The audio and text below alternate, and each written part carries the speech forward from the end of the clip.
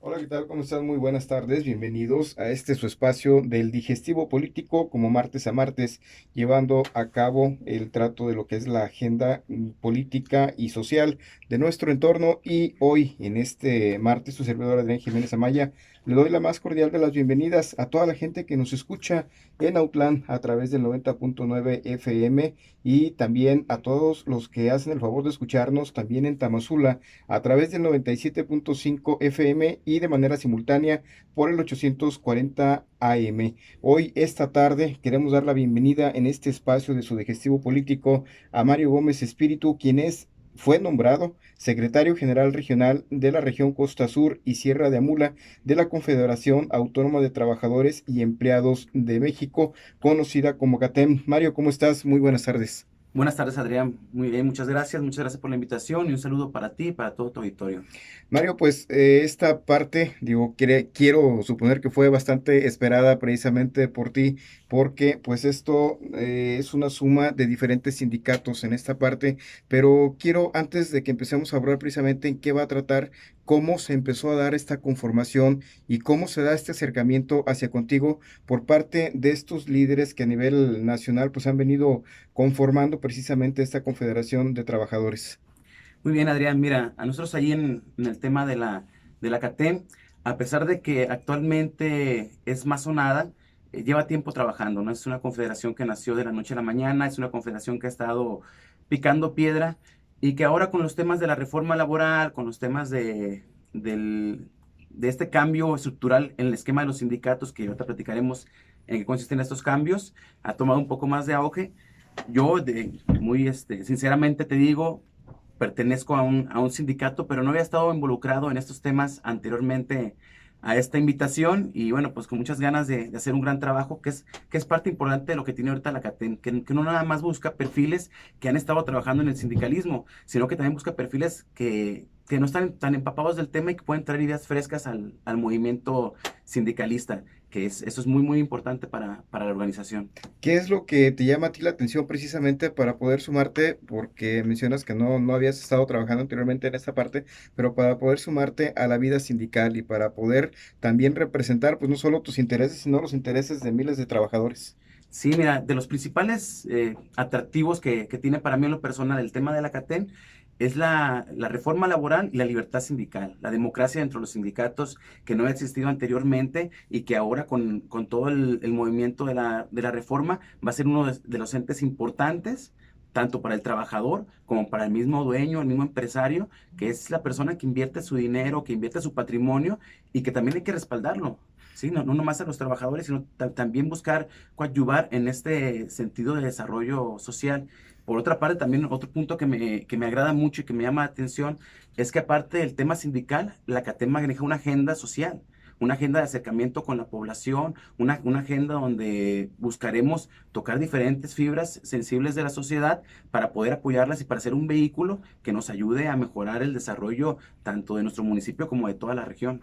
¿En qué sindicatos en el que has venido participando, Mario? Yo pertenezco al de la Universidad de Guadalajara, yo soy trabajador de la Universidad de Guadalajara hasta el día de hoy y ahí pertenezco al Sindicato de Académicos de la Universidad de Guadalajara. Es un sindicato de un OPD, Organismo Público Descentralizado, y bueno, ellos entran dentro del esquema del inciso B, dentro de la ¿En qué reforma consiste laboral. esta parte del inciso B? Son todos aquellos trabajadores que el patrón es el gobierno. Y ahí entran todos esos sindicatos, el sindicato petrolero, el sindicato minero, que son minas del Estado, el sindicato de maestros, del magisterio, entre otros, son como los más conocidos, ¿no?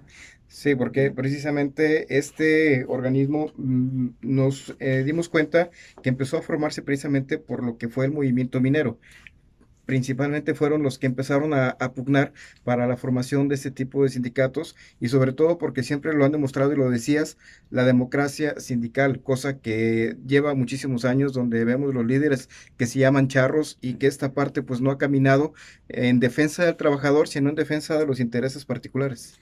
Así es, ha sido muy triste cómo se ha ido, cómo se tocó este punto históricamente, el tema de los sindicatos, algo que en un inicio era algo muy interesante y muy fuerte para el trabajador. ¿Sí?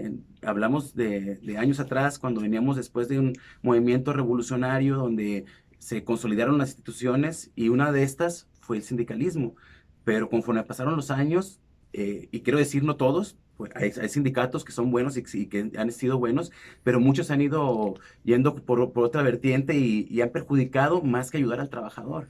Ha pasado con los sindicatos lo que con los partidos políticos, ¿no? Sus iniciativas y lo que son, vaya, sus fundamentos son muy buenos, pero ya dentro de lo que es el desarrollo y la aplicación de sus estatutos y demás, pues se queda muy lejos realmente de lo que ha sido la aplicación de una, vaya, práctica democrática en la que realmente se vea beneficiada la sociedad y pues en este caso en particular pues el trabajador. Sí, así es, fíjate que son de las organizaciones que han perdido mucha credibilidad. Mencionaste dos muy buenas, incluso yo leí, no es muy reciente, en el 18, el índice de percepción de corrupción, y precisamente los sindicatos y los partidos políticos son los que tienen el mayor índice de percepción de la corrupción, y bueno, la verdad es que bien ganada por cómo se ha ido trastocando estos organismos, estas instituciones que vean ser para servicio del pueblo y y que por algunos líderes o por algunas cuestiones se han ido separando de ese objetivo. Y ahora que mencionaste el tema de los estatutos y esto, comentan ahí dentro de los acuerdos del TEMEC, dicen, no, es que México tiene muy buenos reglamentos, muy buenas leyes. Lo malo es que México nadie las respeta. Entonces, ahí tocaste un punto muy interesante también. Sí, porque precisamente esto no lo vemos que se aplique y desgraciadamente también vemos que entre más leyes es más corrupción, porque a final de cuentas precisamente es ley tras ley tras ley para poder evitar que uno ya se lleve de menos una hojita, otro que se lleve por ahí un recurso económico, otro que beneficie a familiares, pero vemos que a final de cuentas pues esta práctica se sigue dando. ¿Realmente se va a poder defender esta parte por parte de este sindicalismo que están tratando de formar? Yo espero y estoy convencido de que va por ese camino. Sí es un tema nacional, pero también toca temas internacionales. También hablamos de que ya no podemos seguir así. Tiene que haber un cambio en esa estructura, sobre todo en el tema laboral. El órgano que va a ser rector, que eso es muy importante, de las elecciones sindicales va a ser el INE, que ahí, bueno, ya hablamos de una institución ajena al mismo esquema, porque en un principio se pensaba que los sindicatos hagan sus elecciones y sus votaciones, que haríamos en lo mismo. Entonces, ahora el INE va a ser el encargado de llevar a cabo las elecciones, va a ser, bueno, te platico un poquito ya de los cambios que vienen en la reforma. La elección va a ser libre y secreta, el voto va a ser secreto, que también antes los esquemas de mano alzada, Se hubieran asamblea, se elegía desde, vaya, desde un centro de trabajo, se elige al representante sindical. Este representante sindical va y representa una asamblea regional. Esa asamblea regional luego a una estatal y luego a una nacional y todo precisamente a mano alzada. Así es, todo a mano alzada y los contratos colectivos, que es lo verdaderamente importante para el trabajador, incluso para mí más importante que el secretario general, se acordaban directamente con los líderes, o sea, no se tomaba en cuenta a los trabajadores. Y ahora con la reforma, Sí, ¿no? a cambio de alguna plaza, al cambio de Obviamente, alguna, vaya, algo económico principalmente, ¿no? sí. Que es lo que se busca. Reitero, no todos. Sí, no, no, no, esa Creo que parte, que en la historia puede haber algunos buenos sindicatos, digo, como pero, todo, ¿no? A final de cuentas. pero sí se prestaba, hay que manejarlo así, se prestaba a que hubiera ese tipo de acuerdos, un esquema, no sé si tocó escuchar el tema de contratos de protección, que protegían al dueño más que al trabajador, y que estos esquemas perjudicaron mucho el crecimiento de los salarios, el Sí, crecimiento de las precisamente esta prestaciones. parte, ¿no? Donde vimos que durante más de 20 años el salario mínimo creció lo mínimo. Exactamente, lo mínimo y a veces hasta hablamos de un crecimiento del salario, pero luego lo tomabas en cuenta con la inflación y no había crecimiento. Entonces, siempre se decía, al inicio del año hay un crecimiento en el salario mínimo, pero cuando tú lo tomabas a consideración con la inflación, te das cuenta que no era un crecimiento, que era un decremento al salario del trabajador. Y bueno, retomando el tema de la reforma, ahí se va a poder votar por los contratos colectivos, que también es muy importante, que ahora el trabajador va a tener la libertad y el derecho de votar por su contrato. Sí, de esa parte se ha mencionado bastante, pero también hemos visto que en la práctica todavía en la actualidad, porque esta reforma pues ya trae algún un tiempo, pero si yo como trabajador no me identifico con este contrato colectivo que tiene mi sindicato y trato de moverme a otro que trate de defenderme, no me reconocen mis derechos. ¿Realmente esto se va a poder trabajar para Se, poder aplicarse? se va a poder, mira, es muy interesante y todo lo que viene con el esquema reformista. La reforma, esta nueva como ajuste, se aprobó en el mes de mayo y tiene un periodo de ajuste de 4 años, va a ser un poco largo todavía el proceso que estamos viviendo. Nos va a tocar a nosotros picar piedra para lograr que se logre conjugar y que no pasen este tipo de problemáticas, porque lo que tú comentas, Adrián, es muy cierto. Luego nos damos mucho. No quiero hablar que es un tema cultural porque me niego a pensar que es la cultura del mexicano, pero hay una nueva ley y lo primero que se busca es cómo vamos a hacer para encontrar el hueco y por ahí podernos meter y romper esos esquemas. No, yo creo que tenemos que pensar en que no va a pasar y que la mayoría de trabajadores van a decidir por su beneficio. Sí, ¿Sí? porque acabamos de vivir aquí en la región una situación de un sindicalismo que se vio afectado porque unos trabajadores se salieron de él, luego se presenta una problemática, vienen las amenazas por parte de los directivos y el sindicalismo oficial, por llamarle así, de este instituto, les dice, tú no estás conmigo, no te puedo defender, si regresas conmigo, te defiendo. Entonces, realmente esta Sí, parte sí, pues se ve indefenso totalmente el fíjate, trabajador. ahora comentas esa parte, te platico otro asunto que tenemos ahorita ahí con unos compañeros de Tecolotlán.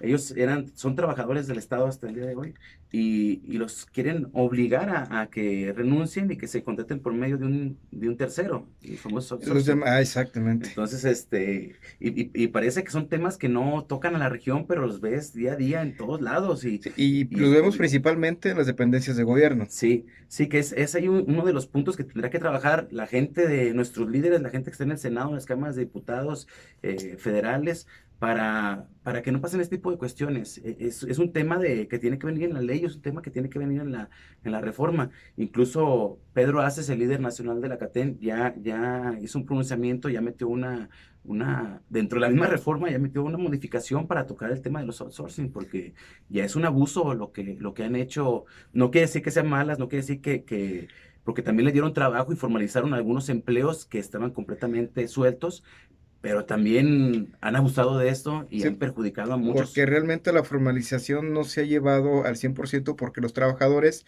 no crean derecho, no tienen seguridad social por lo regular, la gran mayoría de los que trabajan bajo este esquema del outsourcing y lo vivimos aquí en lo que es en esta región en la región sanitaria número 7 de la Secretaría de Salud, hace como 7 años aproximadamente, donde los trabajadores se vieron afectados en sus derechos y no podían defenderse porque pues estaban bajo este esquema. Sí, incluso ha hablado ahí el senador Pedro Aces de que se considere como un delito federal de alto nivel el hecho de que tú como trabajador te contraten por un tercero y sobre todo que ese tercero no cumpla con los requerimientos. Sí, es bueno, Mario, el tiempo nos come, pero es momento de ir a hacer nuestra primera pausa y regresamos para seguir hablando precisamente de este tema tan importante. Continuamos en este digestivo político. Se va el tiempo rapidísimo. Sí, sí, sí, parece que es mucho, pero ya que te sueltas la lengua, Adrián, y ya no te callan.